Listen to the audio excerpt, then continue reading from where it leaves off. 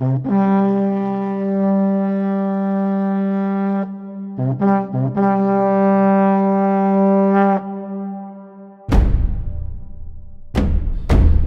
everyone, this is Gary from Fantastic Fundas, and today in this lecture we are going to talk about one of the most critical periods of Indian freedom movement. I'll tell you why this is one of the most critical, because now, okay, let's do it this way. So we wanted to have freedom, but why? What will we do once we get the freedom? We will make the government of our, so that we can have better governance and improve ourselves, everything, right? All kind of facilities, the whatever the better government brings, as you study in polity or public administration on so many other subjects, actually almost every subject. Anyway, so that is the purpose. Now we Indians, we got this opportunity even before India got freedom. And when did this opportunity come? I'm going to talk about this. And when this opportunity came, we ruled. The Congress, actually, through as a representative of Indians, ruled for 28 months. Okay, so it ruled for 28 months, and we are going to talk about this period, right? And we'll be covering various things in this, that how, the areas where our government was there, the Congress government representing Indians. And then we will talk about what impact this entrance had on the Indian system. Then number 3 is that we'll be talking about, was it all successful, or did this government, like many modern day governments of the world do, it turned a tyrannical government? Did it misuse the power? Was it corrupt or was it honest? So we will be talking about this. And then of course we'll talk about all the work that this government did at this time, right? And then finally we'll do a critical analysis, that is, will conclude the whole topic, that was it good or was it bad. Okay, so this is where this lecture will end. Moving ahead, the first thing that I would like to talk to you is about the decision of council entry. Now, I have already discussed the debate on this, whether we should do the council entry or not. You can refer to the earlier lectures for that. And there we decided that we will make a council entry, and that's how the story of the beginning of Indian government, though under the British rule, started. Now it was finally decided that the basic premise on the basis of which the everyone decided that we will be entering the government was that we will try to expose the 1935 Government of India Act, right? 1935 Government of India Act. Now I've covered this act in quite a detail in lecture number 62. This is lecture 63, so you can refer to that for the limitations of this act, and these would be exposed by the Congress government now. Okay, and now what, why Britishers, what was going on in their mind? They said, okay, fine, let the guys come, we'll see to it what we have to do. And they thought that we will make provincialization of Congress, because Congress was growing as a central identity. And then if it is provincialized, that means okay, I'll just write this word, provincialization. Okay, now if the Congress is provincialized, that it is confined to provinces, then what will happen? It will not have what is called the national character. And that was the British plan, that let Congress come and then it will be reduced just to the provinces, because these councils are provincial councils essentially. Okay, so that was the British thought, that we will provincialize the Congress. But interestingly, we Indians were very clever, right? And what we did, we thought, okay, we will not let Britishers do this. So what to do? And we thought that we will do this. I'll just tell you that we made what is called as the parliamentary. I will write it here for you. It says we will make parliamentary subcommittee. Now listen to this very carefully, because this has been asked in many exams, including civil service preliminary examination. the this parliamentary subcommittee was formed, and there were three members of this committee, right? Three main members, whom you should remember. Okay, and we can remember this as RPM, revolutions per minute, right? So who are these members? I'll just name them quickly to you. Now you can make a guess also if you want, right? That will be from R. Like R is Rajendra Prasad, and P is the Patel. Okay, so the Patel, Sardar Vallabh Patel, right? And then there is Maka, right? I've talked about him, Maulana, Abul, Kalam, Azad, right? And these three people. Now the question that UPSC asked, as I can recall, was, who among the following was a member of this parliamentary subcommittee that was formed? And of course, you know the whole story, how we counted all. Now, so now we have won the elections, and in these elections, basically the administration is in the hands of Indians now. Of course, it's not completely; it's only partial, and that is why, because of this limited power. Because, okay, so you need to mention this thing, that though we won the elections, in critical analysis always, that the power was limited. So, what impact would have if the power is limited? It was that at the provincial level, at the provinces level, the Congress was to work as a government. Okay, it was working as a government, whereas at the central level, it was to at the central level, it was to work in as opposition to the government at center. Now, um, it did a lot of work when it came to power. Okay, now you are in power. What will you do once you are in power? You will bring social changes as is expected. You will bring financial changes, economic changes, and of course, one of the most important thing would be to support the Indian national freedom movement, and this is what they did. Or simply put, for the next phase of the freedom movement, this power was used. It will be put to use. We'll see how it was put to use. But please understand that how important these elections have become, because they directly contributed to the Indian national freedom movement. That is why. And like earlier, I have discussed with you something called struggle true struggle strategy, right? And this was also put into force because of us forming the government, right? And at this time only, you should always, if you can quote in your exam, that will be very good. Gandhi Ji, he quoted about this movement, that these offices, I mean these parliamentary offices, the provincial offices, they are to be held lightly and not tightly, right? Lightly. That is what that is how it should be done, right? Okay, so that's about it. So now I will be talking about that, what are the places where India, where the Indians won the government, and where they could form the government. So there were a lot of places, and the first you must see is this over here. This is Madras Presidency. Okay, now over here, right? I hope you can see this. In this, we formed the absolute majority, and there were few more places actually where we had absolute majority. And for example, one was Madras, and then over here you can see this is United Province. This over here, this is United Provinces. And then after United Provinces, we also made government in Odisha. Okay, so Odisha is over here, right? Now this was another place where we formed the government, Odisha.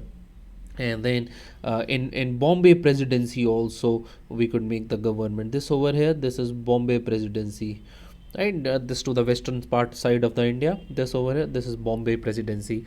And then we also formed the government in Assam, and okay, Assam.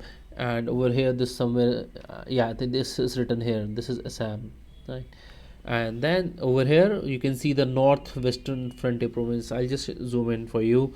Yeah, I'm sure now you can see this over here, this is northwestern frontier province. Okay, here it is, northwestern frontier province, that's there. So this is like we can count them, right? Number 1, number 2 is here, and number 3 down south, Madras. This over here is Odisha, and then you have United Province, and then Assam is there. Okay, and then yeah, there's one more actually, in the central provinces also. So over here also we could make government, right? So I hope now you know it, where all the governments have been formed by the. Okay, so but then there were few areas where there was no majority for Congress, and we need to know these areas. And you have to look here. Okay, I hope you know the location of Punjab over here. So you can see this Punjab over here. That's one. Number two is Sindh. Over here it's Sindh, right? So Sindh, Punjab, Sindh, and third one is Bengal. So these are the three areas where Congress had no majority. Like in some other areas, it could make a government in collaboration with somebody. So now the obvious question that should come to mind is that if in Punjab it wasn't the Congress, then who was ruling here? Now this is very interesting aspect, and you should try to remember this if possible. And that is, in Punjab, the ruling party over here, it was a Muslim League. Okay, Muslim League in Punjab, and it was working with Unionist party. They were in coalition. They had formed the government, and later on, a lot of things happened, and Unionist party split, and overall, it was the Muslim League ruling in Punjab right up to 1947. And you can even think over this as one of the reasons that Punjab was partitioned, and they could have a big say, because they could have so much of influence on the politics of that time, right? And regarding in Bengal, again, over here the Muslim League was in majority in Bengal. Here you have this Muslim League was in majority. I'm not sure if this color is visible to you, but over here Bengal, I hope you can just recognize that. That would be enough. So in Bengal, Muslim League formed a government, and very important leader Fazlul Haq was there. And then coming to Sindh, there's an important leader. His name is, you just need to remember his name, and no need to go into much detail of this. His name is Allah Baksh. Allah Baksh. Okay, Allah Baksh. He was the main leader over here, and this is how it all went, right? And now, so you now know that why we formed the government. You also know that where the government of Indians was formed, and of course Muslim League was there also, and I mentioned it. It's not British government after all. And then now let's discuss that what impact this government formation created. And you see, obviously they could not bring the radical era. They could not have started the radical era, because the real power was with the Britishers only, right? They could not change the imperialistic characters of Britishers. So that's like one point that you should know, the basic point, right?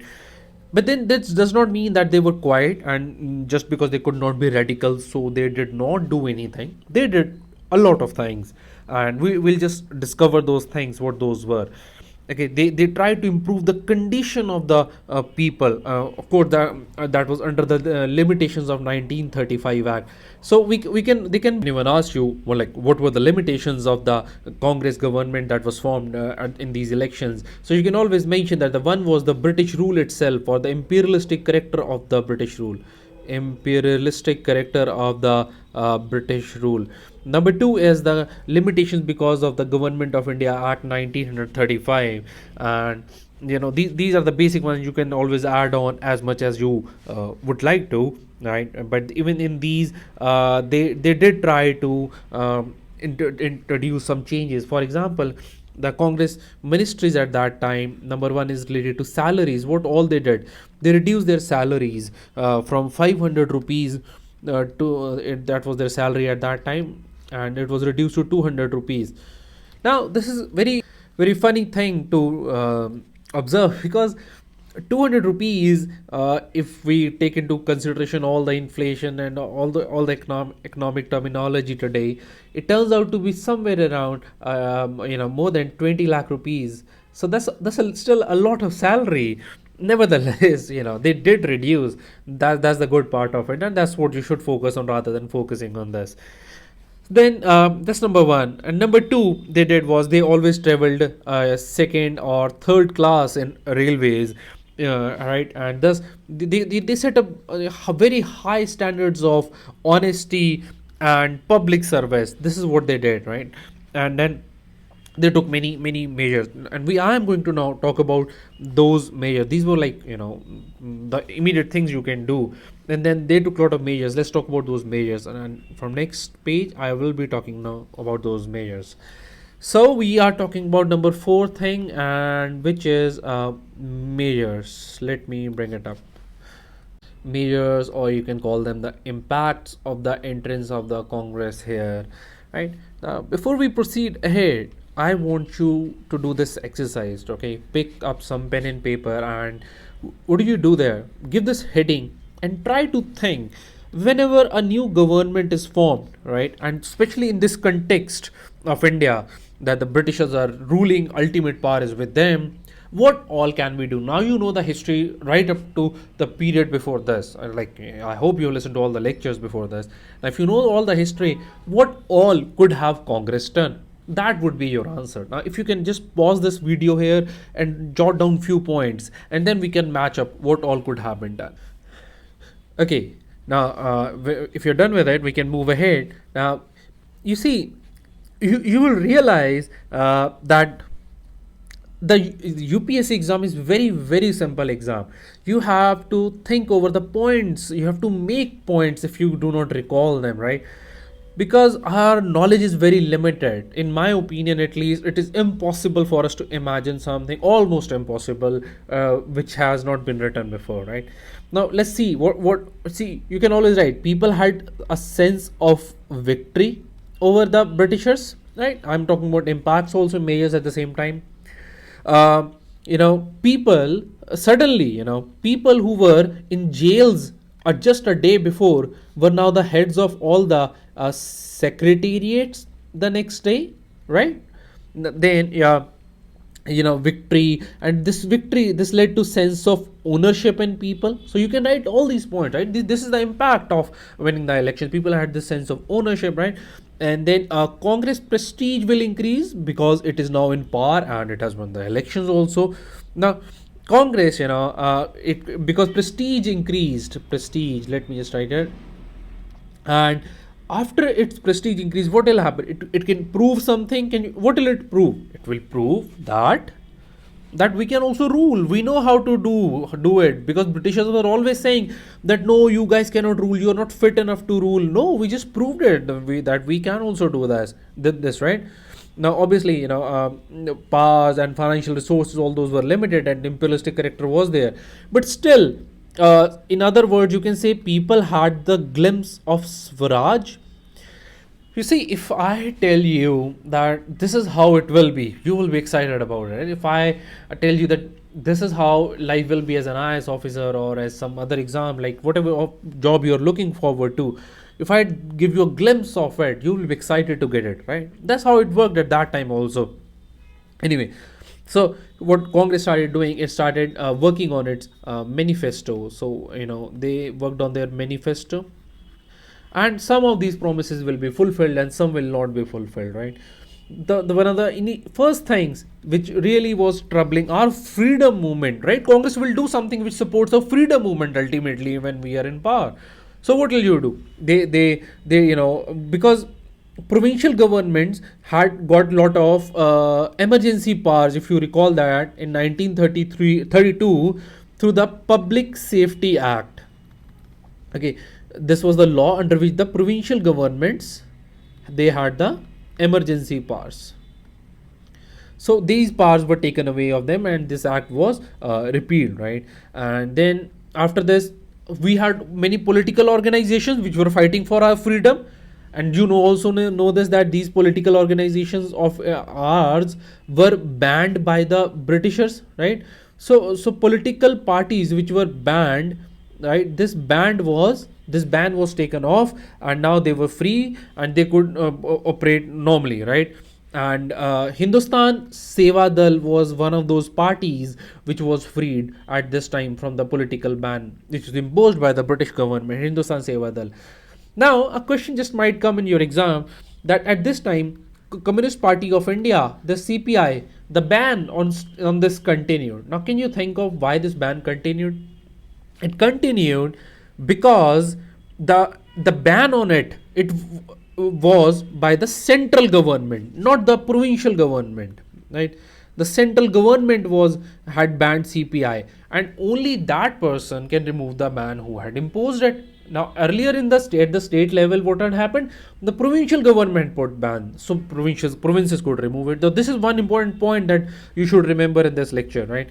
Now, what else can be done? Now, come on, think over it. Just think a bit, right? What will you do if you are in power at this time like this?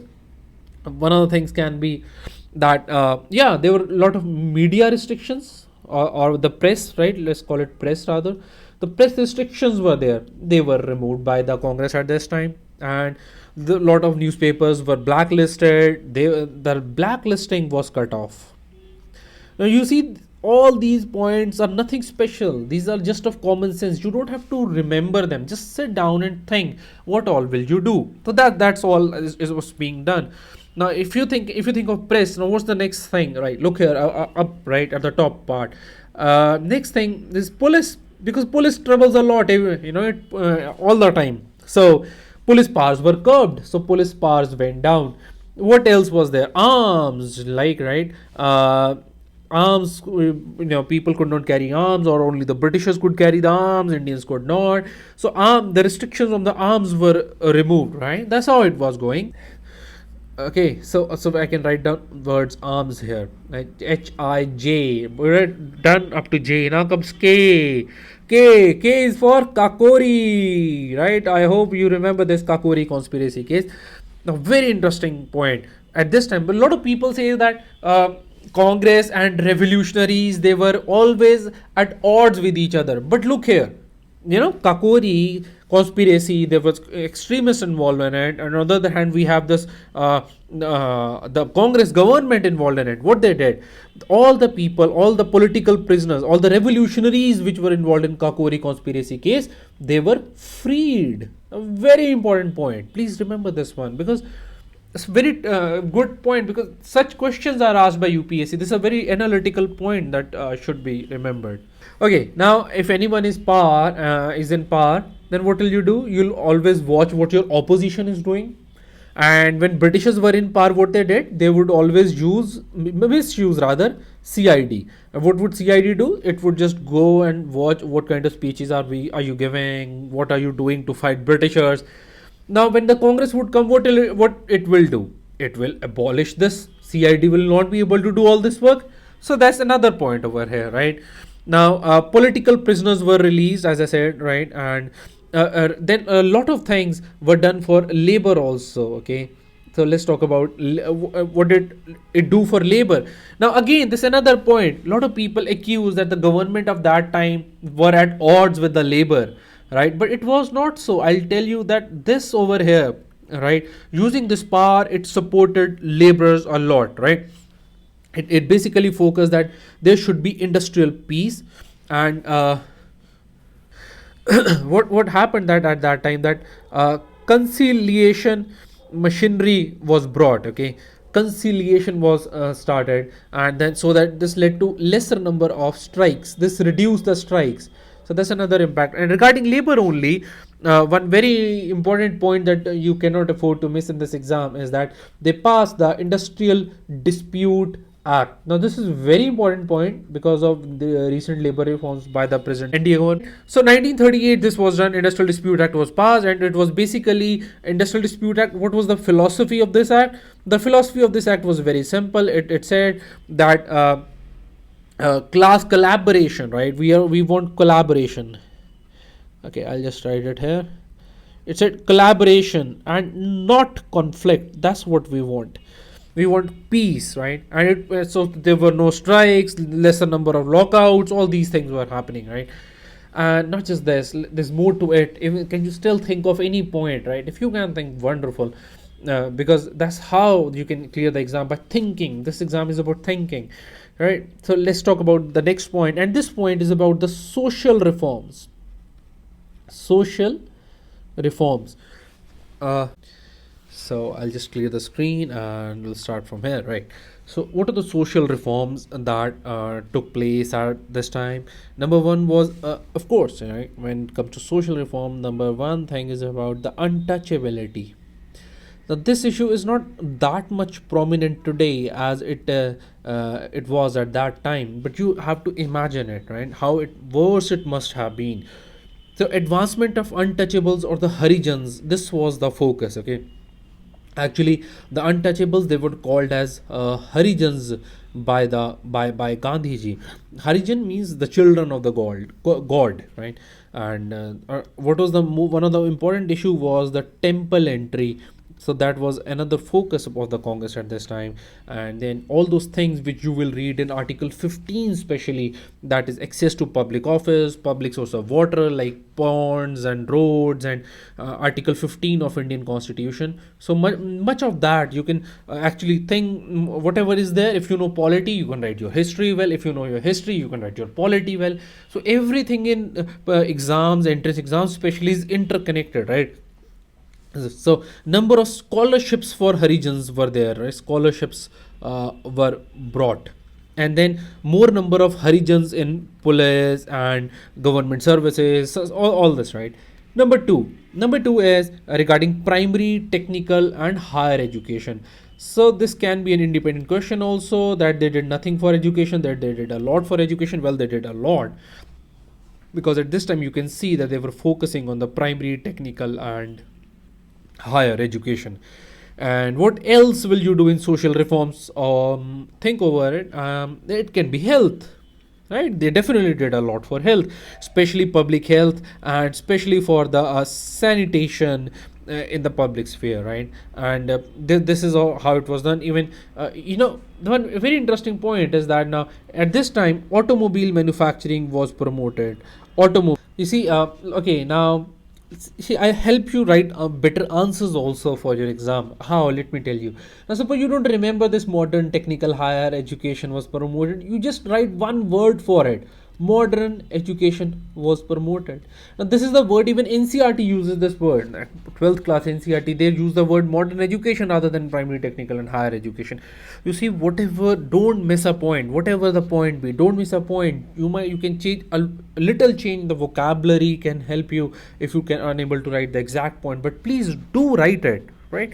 Now another thing was they united the society. They promoted a lot of unity, right? They stopped communalism to a very, very great extent. That was a major achievement, that during this time there was way lesser communalism. And then, yeah, there's one more important point. I'm just writing into society point only, but you can just link it. This is about the agriculture. There were a lot of tenancy reforms also brought by the Congress when they came into power. Now, because this lecture is already quite long, and as a policy of this YouTube channel, I am going to reduce the length of the lectures, because I felt that smaller lectures are better and it will be easier for everyone to follow the lectures.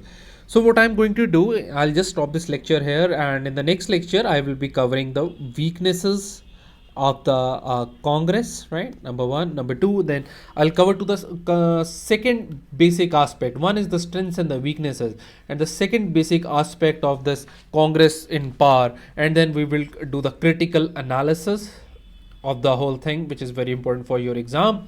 And then this lecture will be over, and then we will move on. And one just last announcement, like always, I just have one thing to say, that if you like this lecture, please do share it with others, and that gives us a lot of encouragement, right? If you could share with others, that's number one. And if you want all these videos in your email box, you can always subscribe to us. And for subscription, you will need to click here on this button right over right. So that's all, and thank you so much for watching this.